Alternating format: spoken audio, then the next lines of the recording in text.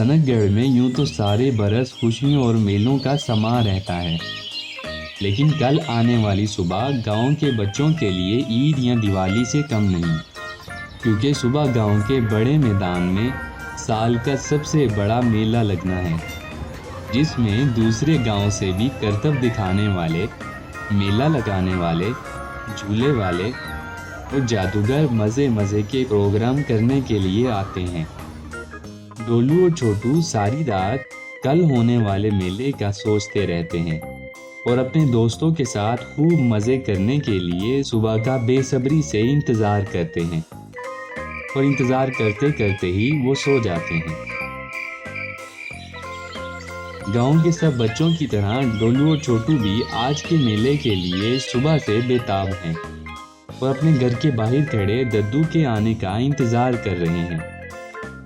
दद्दू अभी घर से तैयार होकर बाहर आते हैं और डोलू और छोटू से कहते हैं, अरे बच्चों, सवेरा निकल आया और गांव का बड़ा मैदान भी मेले से सज गया है, लेकिन अभी तक तुम्हारे दोस्त बब्बी, बल्लू, मोटू, लल्ला, राधा और हीना कहीं नजर नहीं आ रहे। कहीं ऐसा तो नहीं कि वो सब अपने घरों से ही मेला देखने चले गए। दद्दू की बात पर छोटू और डोलू ने अपने इर्द गिर्द नजरें दौड़ाई और मायूस नजरों से दद्दू को देखने लगे। इतने में दरोगा जी और खान साहब भी परेशान कदमों से इन लोगों की तरफ आते नजर आए। दोनों दद्दू के सामने आकर रुके ही थे कि दद्दू बोले, अरे दरोगा साहब, आज सवेरे सवेरे आप और खान हमारे घर आए हैं, कोई समस्या है क्या? दरोगा जी ने अपनी फूली हुई सांस को बराबर किया और कहने लगे, हाँ दद्दू, क्या बताऊं, आज हम सब बड़े मैदान में मेले के लिए तैयार हो रहे थे कि खान साहब परेशान परेशान मेरे घर आए और अपनी बेटी हीना की गुमशुदगी की इत्तला दी। तब से मैं और खान साहब गांव के घर घर जाकर हीना की मालूमात कर रहे हैं। हमने सोचा डोलू और छोटू हीना के सबसे अच्छे दोस्त हैं, शायद उन्हें उसका कुछ पता हो। हाँ।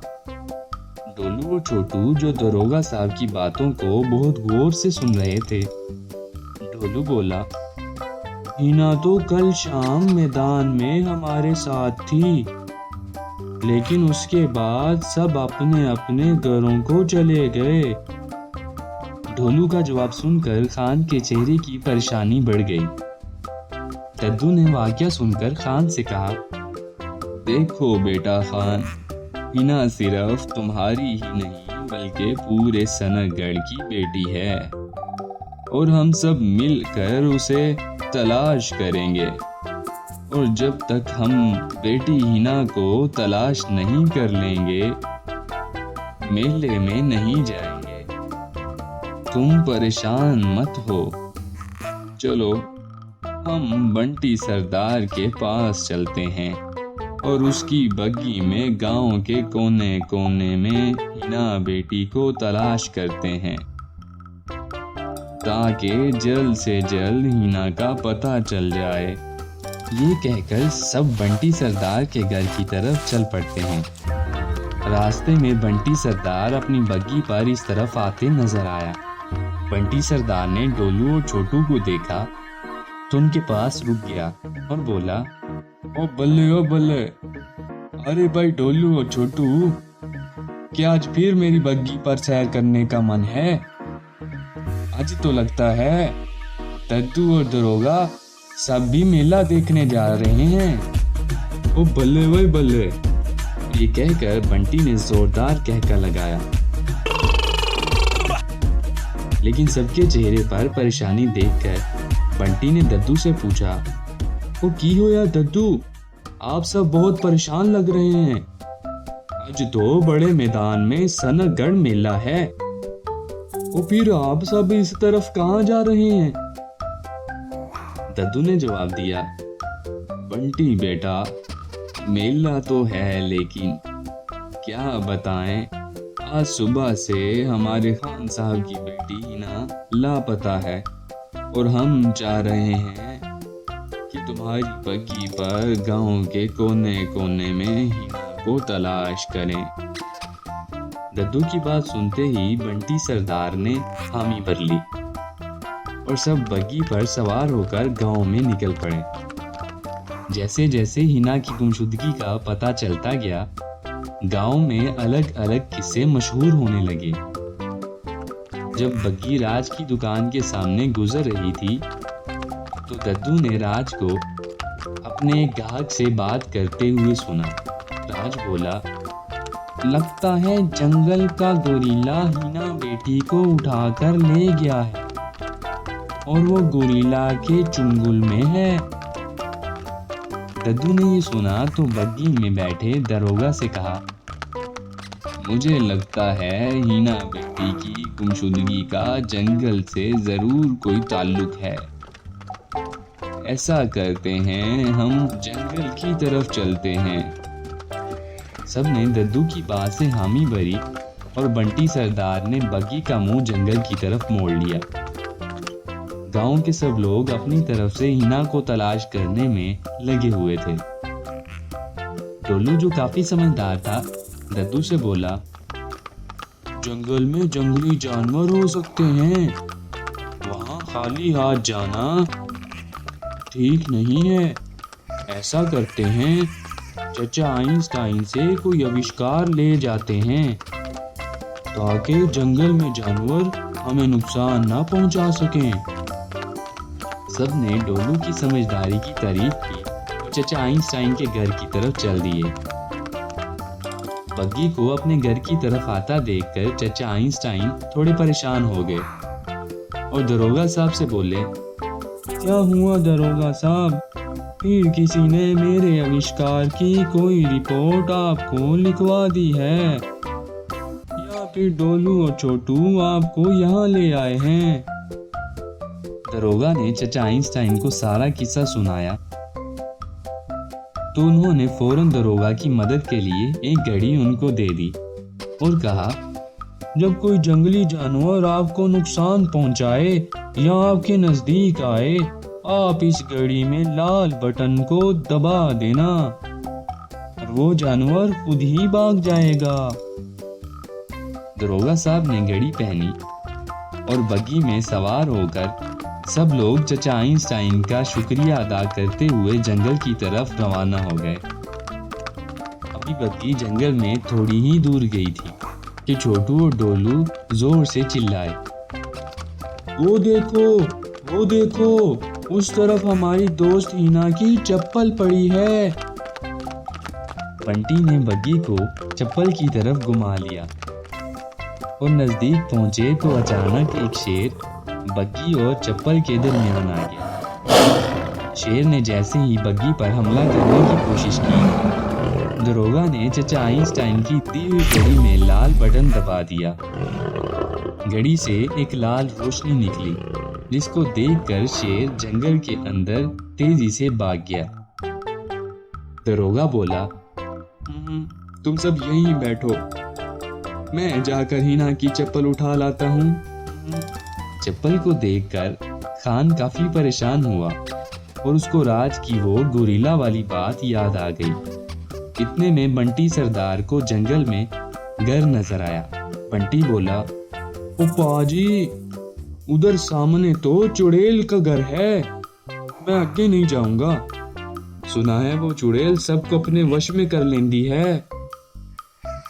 चुड़ैल का नाम सुनकर डोलू और छोटू डर से कांपने लगते हैं। दरोगा जी और खान साहब ने फैसला किया कि वो चुड़ैल के घर के पास जाएंगे और हिना को तलाश करेंगे। दोनों घर के पास पहुंचे और खिड़की से अंदर देखा। एक तरफ चुड़ैल अपने मंत्र पढ़ रही थी, जबकि घर के दूसरी तरफ हिना बेहोश पड़ी हुई थी। बेटी को देखकर खान फौरन बोला, उम्मड़ा, वो देखो, वो रहा हमारा बेटी हिना, अब अभी अंदर जाएगा और अपनी बेटी हिना को लाएगा और फिर हम सब इस जंगल से भाग जाएगा। अभी उसने एक कदम आगे ही बढ़ाया था कि दरोगा ने फौरन से उसका हाथ पकड़ लिया और बोला, अरे अरे खान, क्या आप बेवकूफ़ी कर रहे हो? हम अकेले इस चुड़ैल का मुकाबला नहीं कर सकते। ये बहुत ताकतवर है और अगर हम अंदर गए तो वो हमें भी अपने वश में कर लेगी। चलो दद्दू से मशवरा करते हैं। ये देखकर दोनों बग्गी की तरफ वापस आ गए और दद्दू को सारा किस्सा बताया। दद्दू ने कहा, दरोगा सही कह रहा है, हम अकेले इस चुड़ैल का मुकाबला नहीं कर सकते। उनकी बात सुनकर डोलू और छोटू बोले, दद्दू, हम अपनी मदद के लिए नाग देवी को बुला लेते हैं ताकि वो इस चुड़ैल को भगा दे और हमारी दोस्त हिना को हमारे पास ले आए। ये कहकर दोनों बच्चों ने कहना शुरू किया, नाग देवी आओ, हमें चुड़ैल से बचाओ। नाग देवी आओ, चुड़ैल को भगाओ। अभी वो ये कह ही रहे थे कि अचानक एक रोशनी नजर आई और उस रोशनी में से सफेद कपड़े पहनी नाग देवी आ गईं और बोली, क्या हुआ बच्चों, तुमने मुझे क्यों बुलाया? क्या समस्या है? डोलू और छोटू ने सारा किस्सा नाग देवी को बताया। वो फौरन ही चुड़ैल के घर की तरफ चल पड़ी। घर के अंदर घुसते ही चुड़ैल ने नाग देवी को देखकर कहा, अरे ओ नाग देवी, क्या तुझे अपनी जान प्यारी नहीं जो तू मेरे घर में घुस आई? मैं तुझे भी अपने वश में कर लूंगी, अभी करती हूँ। ये कहकर चुड़ैल ने नाग देवी की तरफ अपना मंत्र फेंका। नाग देवी ने समझदारी से मंत्र को तोड़ दिया और बोली, ओ चुड़ैल, मैं तुझे कहती हूँ कि सनकगढ़ के बच्चों को परेशान करना छोड़ दे और यहाँ से भाग जा। चुड़ैल ने जोरदार कहका लगाया और बोली, हा हा हा हा हा, जा जा, तू मेरा मुकाबला नहीं कर सकती। मैं इस पूरे सनकगढ़ पे राज करूंगी। कहकर चुड़ैल ने फिर नाग देवी पर हमला किया। नाग देवी ने चुड़ैल पर मंत्र पढ़ा और उसको अपने वश में कर लिया। चुड़ैल रोने लगी और बोली,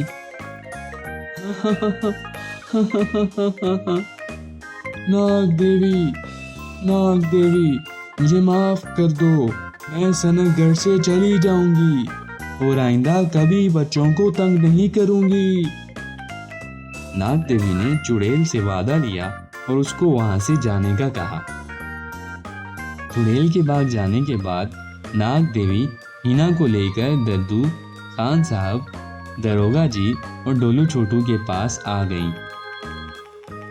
सबने नाग देवी का शुक्रिया अदा किया और बग्गी में सवार होकर गांव की तरफ वापस लौट आए। गांव वालों ने हिना को आते देखा तो सब खुशियां मनाने लगे। सब बच्चों ने मिलकर सनकगढ़ के बड़े मैदान में मेले के मजे लिए।